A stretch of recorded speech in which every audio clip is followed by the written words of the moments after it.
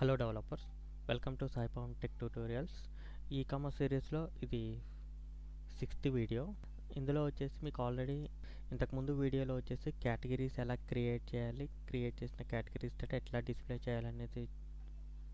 Display చేయాలని అంతవరకు అయితే అయింది. నెక్స్ట్ ఇందులో ఎడిట్ అండ్ డిలీట్ ఫంక్షనాలిటీస్ మీద చేద్దాము. సో మనకి ఫస్ట్ ఆఫ్ వచ్చేసి డిలీట్ చేద్దాము, దాని తర్వాత ఎడిట్. మన కేటగిరీ పేజ్ ఉంది కదా, సో కేటగిరీలోకి వెళ్ళేసి ఇక్కడ ఏదైతే ఎడిట్ ఉందో, ఎడిట్ అండ్ డిలీట్ ఉంది కదా, సో ఇక్కడ మనం ఒక యాంకర్ ట్యాగ్ లోపల ఇచ్చేసుకుందాం.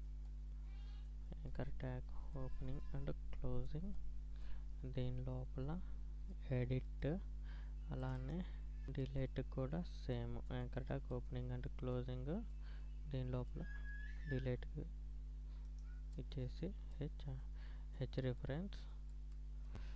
రిఫరెన్స్ ఈజ్ ఈక్వల్ టు ఇక్కడ మనం కరెంట్ పేజ్ ఉన్న కేటగిరీ డాట్ పిహెచ్పిలో ఉన్నాం కదా, category dot PHP delete category ID ఇచ్చేసి, డిలీట్ కేటగిరీ ఐడిలో మనం delete category ID is equal to మనం కేటగిరీ ఐడిని ఇక్కడ ప్రింట్ చేస్తున్నాం. Okay, so category ID. So ఇక్కడ నేను పేజ్ రీలోడ్ చేసి నేను ఇక్కడ ఎడిట్ దగ్గర డిలీట్ పెట్టినాను. సరే, ఇక్కడ డిలీట్ పెడతాను, ఇక్కడ ఎడిట్ పెట్టేస్తున్నాను. ఓకే, డిలీట్ మీద కొట్టడంతో మీకు ఇట్లా కనిపిస్తుంది, గెట్లో డిలీట్ కేటగిరీ ఐడి కనిపిస్తుంది. ఇప్పుడు దీని మీద నొక్కితే కేటగిరీ ఐడి చేంజ్ అవుతుంది. సేమ్ అలానే ఎడిట్కి కూడా సేమ్. సో ప్రజెంట్ అయితే డిలీట్ చేసినాం కదా, ఇప్పుడు ఇక్కడ పిహెచ్పి ఓపెనింగ్ అండ్ క్లోజింగ్లో ఇఫ్ ఈ set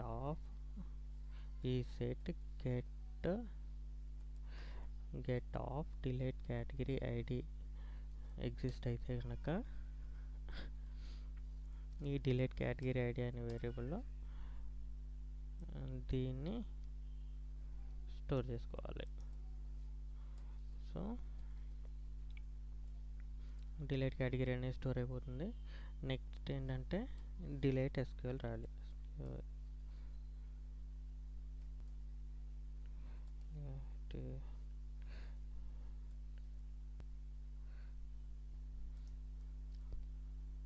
delete from categories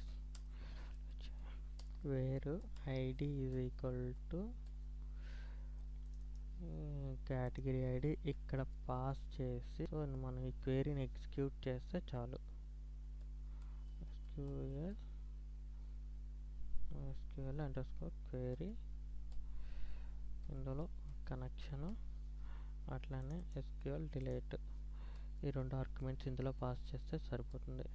connection అని ఒక ఆర్గ్యుమెంట్ పాస్ చేసాను, డిలీట్ కేటగిరీ అని ఒక ఆర్గ్యుమెంట్ అనేది పాస్ చేశాను. సో నేను ఇక్కడ ప్రజెంట్ రీలోడ్ కొట్టి నేను ఇది డిలీట్ చేస్తున్నా. పేజ్ డిలీట్ అయిపోయింది, కాకపోతే చూపిస్తుంది, కాకపోతే ఇక్కడ డిలీట్ కొడుతున్నాను. డిలీట్ కొట్టడంతో ఇక్కడ ఉంది, కాకపోతే డేటాబేస్లోంచి డేటా డిలీట్ అయిపోతుంది. సో రీలోడ్ చేస్తే కనుక ఆ డేటా మనకు కనిపించట్లేదు. సో ఇక్కడ మనం ఏం రాసుకోవచ్చు అంటే, ఇఫ్ క్వెరీ ఎగ్జిక్యూట్ అయిందంటే కనుక ఇక్కడ స్క్రిప్ట్ ట్యాగ్ రాసుకోవచ్చు. ఎకోలో స్క్రిప్ట్ ఓపెనింగ్ అండ్ క్లోజింగ్లో ఇక్కడ విండో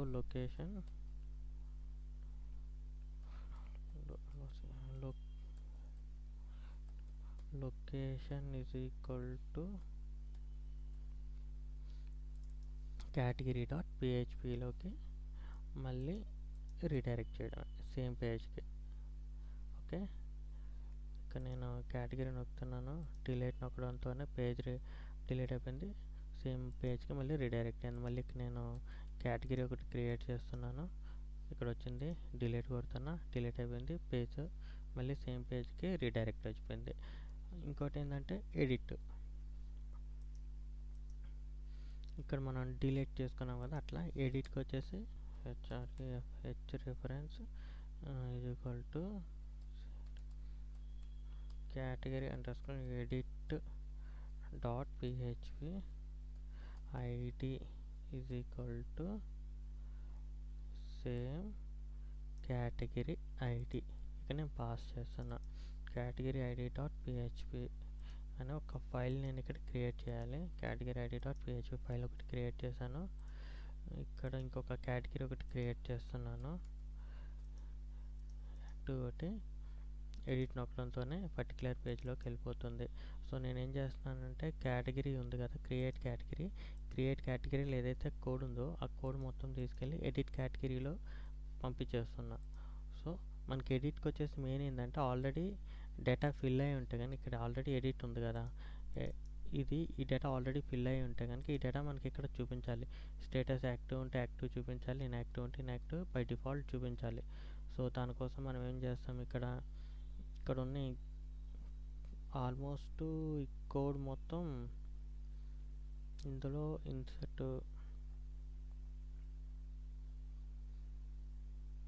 ఇక్కడ ఆల్రెడీ ఎస్క్యూఎల్ కేటగిరీ సెలెక్ట్ ఉంది కదా, కేటగిరీ డేటా ఆల్రెడీ ఉంది. ఈ డేటా ఆల్రెడీ ఇక్కడ నేను కేటగిరీ సెలెక్ట్ చేసుకున్నాను. ఈ కేటగిరీ డేటా అనేది ఆల్రెడీ నేను ఫెచ్ చేసుకున్నాను ఇందులో. సో ఈ డేటాని నేను ఇక్కడ డిస్ప్లే చేస్తాను. ఇక్కడ ప్లేస్ హోల్డర్తో పాటు వాల్యూ అనే అట్రిబ్యూట్ ఇచ్చి ఇందులో category data of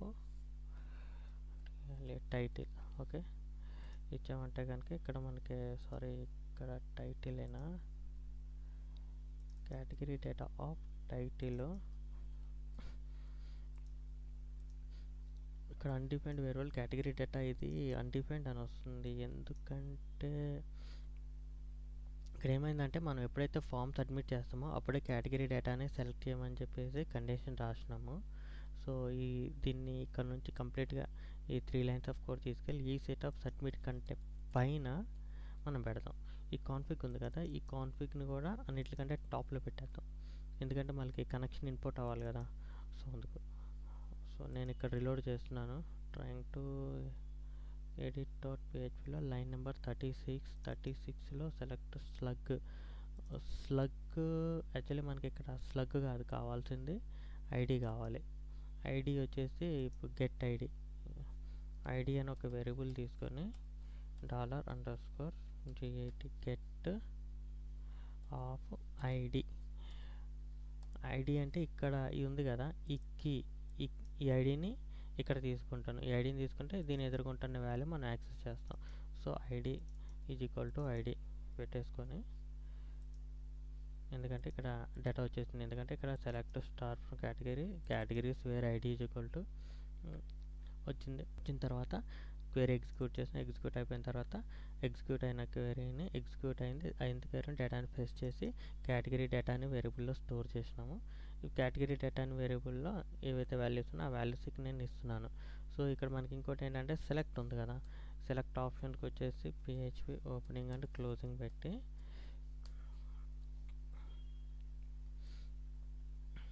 if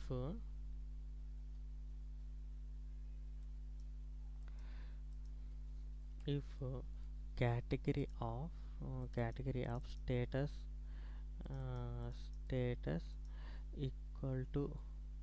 equal to 1 అయితే యాక్టివ్ అని, else if category of status equal to 2 అయితే ఇన్యాక్టివ్ అని, ఎల్స్లో నథింగ్ టు డూ. ఓకే, ఏం చేయాల్సిన అవసరం లేదు. సో ఇక్కడ ఒక వేరియబుల్ తీసుకుందాం. సెలెక్టెడ్ అనే వేరియబుల్ తీసుకొని సెలెక్టెడ్ యాక్టివ్ అనే వేరియబుల్ తీసుకొని ఇక్కడ ఇందులో సెలెక్టెడ్ అనేసి కీ పాస్ చేస్తున్నా. సో అట్లానే సెలెక్టెడ్ ఇన్యాక్టివ్ అని తీసుకొని సెలెక్టెడ్ వేరియబుల్ చేస్తున్నా. దానికి అన్నిటికంటే ముందు ఈ 2 వేరియబుల్స్ని బై డిఫాల్ట్ ఎంప్టీ వాల్యూ తీసుకుంటున్నా. ఓకే,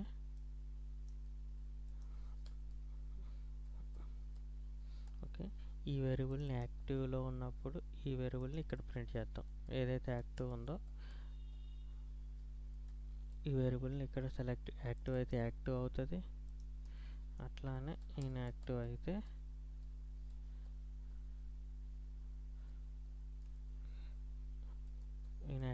కనుక ఇన్యాక్టివ్ అవుతుంది. ఇక్కడ నేను ఇక్కడికి వచ్చి పేజ్ రీలోడ్ చేస్తున్నాను. సో బై డిఫాల్ట్ యాక్టివ్ ఉంది కాబట్టి యాక్టివ్ అయిపోయింది. సపోజ్ నేను దీన్ని ఇక్కడ నేను 2 చేశాను అనుకోండి, 2 చేస్తే ఇన్యాక్టివ్ అవుతుంది. నథింగ్, అసలు ఇందులో ఏది లేదనుకుంటే స్టేటస్లో సరే 0 పెడదాం, ఏదో ఒకటి తీసుకోవాలని చెప్తుంది. సో సెలెక్ట్, బై డిఫాల్ట్ అది వచ్చేస్తుంది. సో ఇక్కడ ఏంటంటే ఇక్కడ ఎప్పుడైతే వాల్యూ సబ్మిట్ అవుతుందో ఇఫ్ ఈ setup post of submit get title get తీసుకున్న తర్వాత ఇక్కడ మనకి క్వెరీ ఇన్సర్ట్ అవ్వకూడదు, ఇక్కడ మనకి క్వెరీ అప్డేట్ అవ్వాలి. సో సెలెక్ట్ స్టార్, ఇక్కడ మన ఎస్క్యూఎల్ అప్డేట్ చేస్తాం, డేటాని అప్డేట్ చేస్తున్నాం.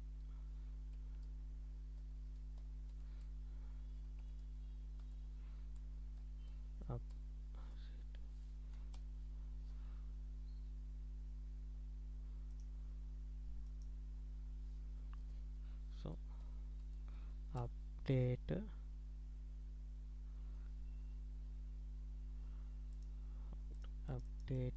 categories set title is equal to $title, అట్లానే slug is equal to $slug, అట్లానే status is equal to variable నుంచి వచ్చిన status, wear ID is equal to get నుంచి వచ్చిన ఐడి తీసుకొని దీన్ని MySQL query కనెక్షన్ పాస్ చేసిన, అట్లానే ఎస్క్యూఎల్ అప్డేట్ కేటగిరీ అనేసి ఎస్క్యూఎల్ క్వెరీ పాస్ చేసిన, ఇక్కడ క్వెరీ ఎగ్జిక్యూట్ అవుతుంది. ఇక్కడ ఏమైంది, ఇక్కడ ఎర్రర్ ఉంది కదా, ఇక్కడ ఏం చేస్తున్నా అంటే HLL హలో అని పెడుతున్నా, స్టేటస్ యాక్టివ్ పడుతున్నా, సబ్మిట్ కొడుతున్నా. సో ఒకసారి నేను ఇక్కడికి వచ్చి పేజ్ రీలోడ్ చేస్తే సో హలో వచ్చింది, స్టేటస్ యాక్టివ్ అయిపోయింది. దెన్ ఇక్కడ ఏం చేద్దామంటే same if MySQL query execute అయితే కనుక సేమ్ ఇందులో ఉంది కదా, ఇఫ్ క్వెరీ ఎగ్జిక్యూట్ అయితే ఈ పేజ్లోకి తీసుకెళ్ళిపోవాలి అంతే.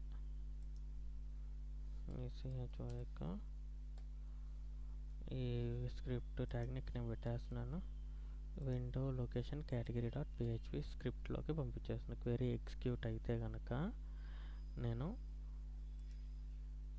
ఇక్కడ పంపించేస్తాను. ఇక్కడ నేను మళ్ళీ ఎడిట్ కొడుతున్నా, ఎడిట్ కొట్టి హలో TW2 అని కొడుతున్నా, హలో 2 అని కొడితే సో ఈ పేజ్లోకి కేటగిరీ అప్డేట్ అయింది. అప్డేట్ అయిన తర్వాత ఈ పేజ్లోకి రిడైరెక్ట్ అయిపోయింది. సో ఇందులో మీకు ఈరోజు డిలీట్ అండ్ ఎడిట్ ఫంక్షనాలిటీ ఎలా చేయాలో చెప్పాను. బేసిక్గా ఇది మొత్తం CRUD ఆపరేషన్, మ్యాక్సిమం ప్రతి దాంట్లో ఇదే ఉంటుంది, create, read, update, delete. So అంతే. మీకు వీడియోస్ కొంచెం లెంతీగా ఉండవచ్చు, సో కొంచెం మ్యాక్సిమం కొంచెం తక్కువ లెంత్లో చేయడానికి ట్రై చేస్తాను. సో మ్యాక్సిమం ఒక ఏదైనా వీడియో ఏదైనా ప్లేస్లో అర్థం కాకపోతే కనుక మీరు అక్కడ పాస్ చేయండి, ప్రాక్టీస్ చేయండి, లేకపోతే మళ్ళీ ఒకసారి వెనక్కి వచ్చి మళ్ళీ ఫార్వర్డ్ చేసుకొని మళ్ళీ ఒకసారి చూసుకుంటూ చేయండి. ఏం ప్రాబ్లం ఉండదు. అన్నీ ఒకసారి చూస్తే మాత్రం అర్థం కాదు, ఏదైనా అంతే. రెగ్యులర్గా ప్రాక్టీస్ చేయండి, మీకు ఇది క్లియర్ అయిపోతుంది. ఏదైనా డౌట్స్ ఉంటే కామెంట్లో కూడా అడగండి, నేను మీకు తప్పకుండా రిప్లై ఇస్తాను. Thank you.